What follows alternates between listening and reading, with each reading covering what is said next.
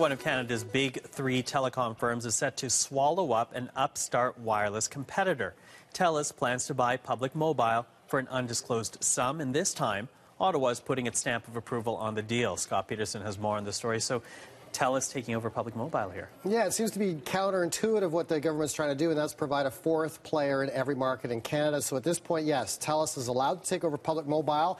The terms and the price tag not yet known as far as this deal going through, but to give you an idea of the size of this, Telus is one of the big three, 8 million customers. Public Mobile has 280,000 customers, and Public Mobile customers will be so-called integrated into the Telus scheme of things, larger, more modern network, or so they say. And this deal has already been approved by Ottawa, the Industry Minister James Moore putting his stamp of approval on it, which means it has to be approved at this point by the Competition Bureau. But because Ottawa has already come in and stamped it, looks like that's pretty much a done deal. So at this point, a development that happened late last night, and we're still feeling the ramifications of it just today. So feeling like a done deal, but what does this mean for Ottawa's bigger plan to increase competition in the wireless sector? Well, a lot of analysts are saying that that puts that in question mark, because there's no question about who the big three players are, and that's Bell, Rogers, and Telus virtually having a monopoly on the entire Canadian market. And there's been studies that Canadians pay some of the highest cell phone bills in the world. So at this point,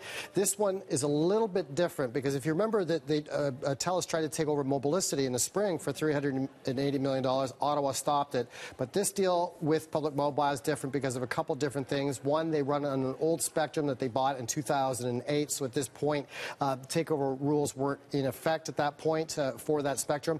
And also, Public Mobile has not entered into the spectrum auction taking place in January. So that's a signal to Ottawa that they're not really going anywhere. So they're sort of open for a takeover at this point. But analysts already saying that this does represent a major hurdle for this so-called fourth person to emerge, whether it's Verizon or somebody else to emerge. I mean, something might happen in the spectrum auction this January, but at this point, it does sort of put a question mark. Where is this fourth player going to come from?